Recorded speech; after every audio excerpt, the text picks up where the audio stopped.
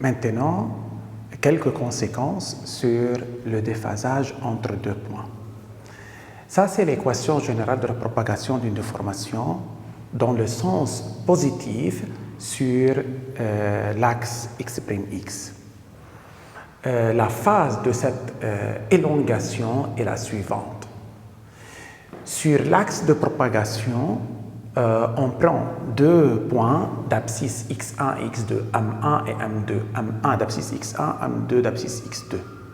On va étudier la condition qu'on doit mettre sur x1 et x2 pour que ces points soient vibrent en phase, soit en opposition de phase, soit en quadrature de phase. C'est-à-dire, on va déterminer tout d'abord le déphasage entre ces deux positions. Ça, c'est la phase en général. Pour M1, ça c'est la phase du point M1. Pour M2, ça c'est la phase pour M2. Le déphasage, c'est Φ1 moins Φ2, Φ2 moins Φ1. C'est comme vous voulez. Moi, j'ai choisi Φ1 moins Φ2 par exemple. En retranchant ces deux, qu'est-ce qu'on obtient? On obtient moins de pi sur lambda x1 plus de pi sur lambda x2. Remarquons, ça moins ça, ces deux s'éliminent, ces deux s'éliminent, il en reste ça, moins ça, c'est-à-dire ici plus. Maintenant, en faisant 2pi sur lambda, en prenant 2pi sur lambda comme facteur commun, qu'est-ce qu'on obtient? x2 moins x1. Ça, c'est l'expression générale du déphasage entre deux points d'abscisse x1 et x2. Maintenant, quand est-ce que ces points vibrent en phase? La condition sur le déphasage, c'est delta phi est un multiple pair de pi. Multiple pair de pi. N est un entier relatif, n'oubliez pas ça. Donc, en remplaçant delta phi par 2pi sur lambda x2 moins x1 ici, égale 2npi, qu'est-ce qu'on obtient? Je peux simplifier tout simplement pi avec pi, 2 avec 2, qu'est-ce qu'on obtient? x2 moins x1 égale n lambda. x2 moins x1 égale n fois lambda. Donc, x2 moins x1 est un multiple de lambda. Lorsque la différence entre les abscisses est un multiple de lambda, on dit que les points correspondant à ces abscisses vibrent en quoi? Vibrent en phase. Mais que représente x2 moins x1? Remarquons à partir de notre figure, ça c'est x2, ça c'est x1, x2 moins x1 c'est la mesure algébrique de M1, M2, et si je prends leur valeur absolue, on voit clairement que c'est la distance entre les points M1 et M2. Donc, si x2 moins x1 est un multiple de lambda, donc leur valeur absolue est absolument un multiple de lambda. Tout le monde d'accord? Maintenant, M1 et la distance M1, M2 est un multiple de quoi? De lambda. Si la distance entre deux points M1 et M2 est un multiple de lambda, on dit que les points vibrent en quoi? Vibrent en phase. Tout le monde d'accord? Maintenant, quand est-ce que M1 et M2 vibrent en opposition de phase? Ça, c'est la condition. Le déphasage doit être un multiple impair de pi. Multiple impair de pi. OK?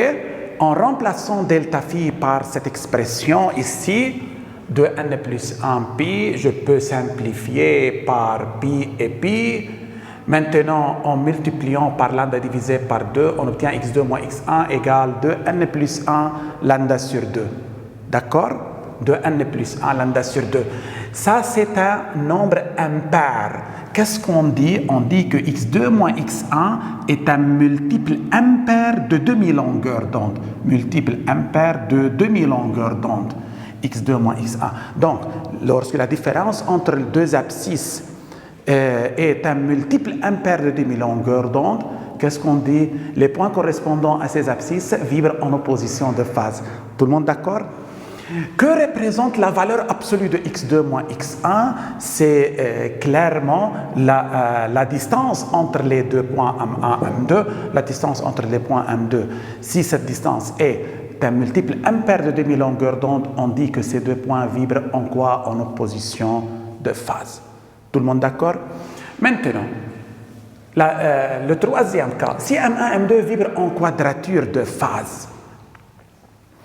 En quadrature de phase, c'est-à-dire on doit avoir un déphasage égal pi sur 2 plus quelque chose, plus de pi. C'est le quadrature avance. Delta phi égale moins pi sur 2 plus de kp quadrature retard. Mais est-ce que je peux assembler ces deux conditions en une seule condition? Remarquons, oui, c'est delta phi égale pi sur 2 plus np. Non 2 np. Lorsque je mets ici 2 np, nous sommes en quadrature avance. Tout le monde d'accord? Mais pi sur 2 plus np. Pi sur 2 plus np assemble, ou c'est le cas général du déphasage entre deux points qui vibrent en quadrature de phase, soit quadrature avance, soit quadrature retard. Tout le monde d'accord? Maintenant, en remplaçant delta phi par 2pi sur lambda x2 moins x1, remarquons qu'est-ce qu'on obtient. On obtient ça, je peux simplifier par pi. D'accord? Faisons le dénominateur commun ici. Qu'est-ce qu'on obtient en faisant le dénominateur commun? 1 plus 2n sur 2. Maintenant, en multipliant par lambda et divisant par 2, qu'est-ce qu'on obtient? 2n plus 1 lambda sur 4. Si la différence entre deux abscisses est un multiple impair de lambda sur 4, on dit que ces points vibrent en quadrature de phase. Tout le monde d'accord? Maintenant, x2 moins x1 en valeur absolue représente la distance entre les points. Dans ce cas, si la distance entre les points est un multiple impair de lambda sur 4, on dit que les points vibrent en quadrature de phase. Tout le monde d'accord? Maintenant, sous titre d'exemple, on donne l'équation d'une onde progressive, ce qui se propage dans le sens négatif d'un axe x', on demande de comparer les états vibratoires des points d'abscisse x1 et x2. Que veut dire comparer les états vibratoires de deux points? Dire que si ces points vibrent en phase, en opposition de phase ou en quadrature de phase. Dans l'étude précédente, on a dit que la différence entre les abscisses de deux points, s'il est un multiple de longueur d'onde, on dit que les points vibrent en phase. C'est un multiple impair de demi-longueur d'onde. Les points vibrent en opposition de phase. Si les multiples impairs d'un quart de longueur d'onde, on dit que les points vibrent en quadrature de phase. La comparaison des états vibratoires revient à chercher la relation entre la différence x2 moins x1 et la longueur d'onde. Si les points vibrent en phase, vibration en phase, c'est-à-dire x2 moins x1 est un multiple de lambda. Vibration en opposition de phase, cela signifie que x2 moins x1 est un multiple impair de demi-longueur d'onde. Si on a vibration en quadrature de phase, alors x2 moins x1 égale 2n plus 1 lambda sur 4. J'ai x2 moins x1, je n'ai pas lambda, je peux déterminer lambda à partir de cette expression, mais si j'ai lambda et j'ai la différence, comment je peux déterminer facilement ou comparer facilement les états vibratoires des points en question? Remarquons bien, le commun entre ces deux, c'est toujours quoi? x2 moins x1 sur lambda. C'est n si on a vibration en phase, vibration en phase. x2 moins x1 sur lambda. On a, si je déplace lambda au dénominateur ici, on obtient 2n plus 1 sur 2, donc c'est un nombre impair. Sur 2, c'est le cas, vibration en quoi? Vibration en opposition de quoi? De phase. Et finalement, si x2 moins x1 sur lambda est quoi? En faisant déplacer lambda au dénominateur, on obtient 2n plus 1 sur 4. C'est un nombre impair divisé par 2. Ça, c'est le quadrature de phase. Maintenant, toujours, si je veux déterminer l'état vibratoire d'un point par rapport à un autre ou comparer les états vibratoires de deux points, je cherche le rapport x2 moins x1 sur lambda ou la distance qui sépare les points m1, m2 sur lambda. Si ce rapport est un entier, on dit que les points vibrent en phase. Si ce rapport est un demi-entier, c'est-à-dire un nombre impair sur 2, on dit que les points vibrent en opposition de phase. Et enfin, ici, sur 4, je m'excuse. Maintenant, si le rapport est un nombre impair divisé par 4, on dit que les points vibrent en quadrature de phase. Maintenant, pour répondre à ces questions, on a besoin de lambda. Je peux déterminer lambda à partir de cette équation. La forme générale de notre équation, c'est A cosinus 2pi sur t plus 2pi sur lambda x plus phi, ici phi égale à 0. Le coefficient de x ici c'est 2pi sur lambda, le coefficient de x c'est 40pi. Donc je peux déterminer maintenant lambda en faisant l'égalité entre les coefficients de x ici et de x là, 40pi. Alors lambda égale 2pi sur 40pi, c'est 0,05 mètres ou 5 cm.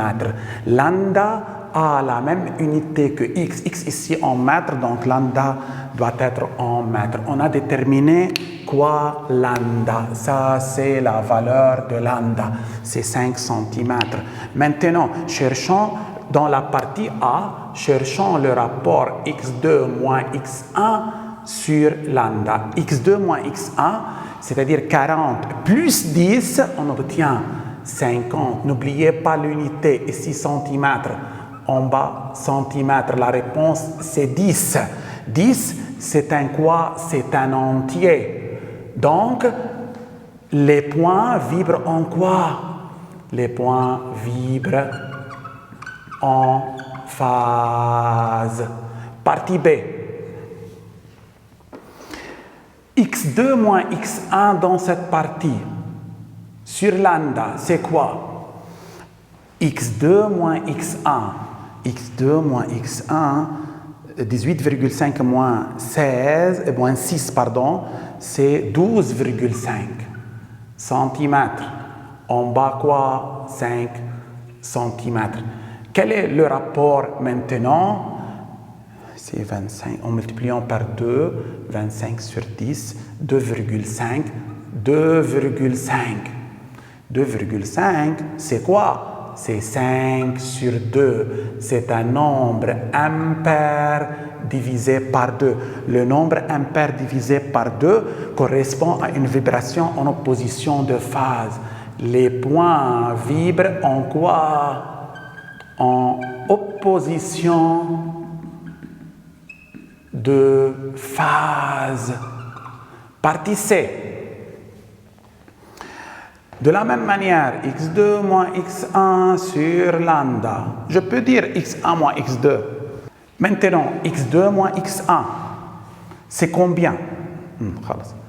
x2 moins x1, c'est 16,5 et plus 3,5, c'est 20 cm sur 5 cm. La réponse c'est 4. 4 c'est un quoi? C'est un entier. C'est le premier cas. Les points vibrent en quoi? Vibrent en phase. Finalement, x2 moins x1 divisé par lambda, x2 moins x1, 9,45 moins 3,2, c'est 6,25 divisé centimètre, ici centimètre, c'est combien? La réponse c'est 1,25 ou c'est 5 sur 4. 5 sur 4. 5 sur 4, c'est quoi? C'est un nombre impair divisé par 4. C'est un nombre impair divisé par 4. Alors, les points sont en quadrature de phase. Quadrature de phase. Tout le monde d'accord?